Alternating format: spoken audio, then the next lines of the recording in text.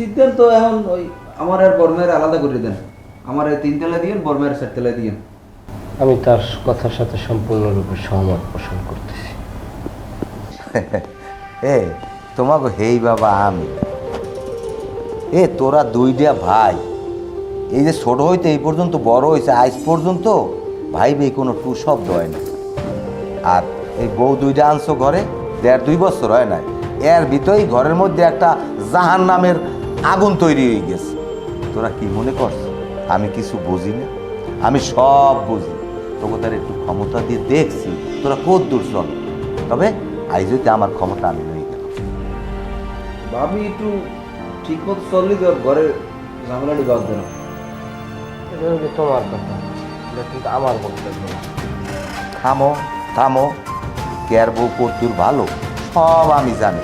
আমার ওইরকম আলিপ লাইলা বুঝন লাগবে না, আমি সব বুঝি। হন তোর বাপে এখনো বুড়ো হয়ে যায়। মুই যে পেনশনের টাকা পাই আর আল্লাহ দিলে এই ঘর ভাড়া টাড়া যা পাই হেলাট ভাড়া একদম মুই চলতার মুখ। তোমাগো তোমরা দেও, তোমাগো আইজ হইতে একটা অর্ডার দিয়ে দিলাম, কাল গো বেন নিয়ে জানো আমার এই বাড়ির মধ্যে না দেয়। তুমি চাকরি করো, তুমি ব্যবসা করো, তোমরা তারা খাও, আমার বাড়ি থাকতে থাকলে আমার বাড়ির সবাই লইয়ে মিলেমিশে থাকা লাগবে। আর না থাকলে আইজে আমার সিদ্ধান্ত দেবো। আমার সিদ্ধান্ত গ্রহণ করা ক্লিয়ার। আমি সংসারে থাকবো, আমি আলাদা হবো না। ছোটো মেয়ে যখন আলাদা হইতে চায় আরে আপনি আলাদা করিয়েই দেন। আপনি বেশি বুঝেন না।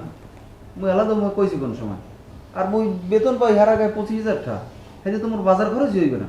মুই আলাদা না, আপনি গেলে বাবিল লই যান। এই দেখ, এই বলতে পারছো তোকে ক্ষমতা কেয়ার কদ্দুর বলতে পারছো এখন? তোরা দুইটা ভাই, তোরা তো আর এখানে দূরের কেউ না। আর এই যে দুইটা বউ, একজন আর একজনে সহ্য করতে পারো না, পাইছো কই এসব ইয়ায়? তোকে মন দিলটা একটু ভালো করতে পারো না? তোকে আল্লাহ এই জ্ঞানটা দেনায়। আবার কার্ডো বাস যে হইলে যাই ওই কাজের বুয়া ময়না, সেই 8-9 দিন না থাকেই আর কি বিষয়টা তীব্র আকার ধারণ করছে।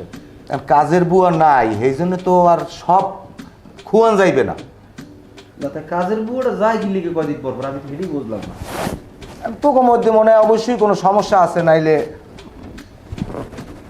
যাইবে কাম হয় না। সকালে অফিসে যাই, সন্ধ্যার সময় কাজের গুলো কামলা দেখাই হয় না, তাই সমস্যাটা থাকবে কেমন? না আমরা তো তারে কিছু কই না।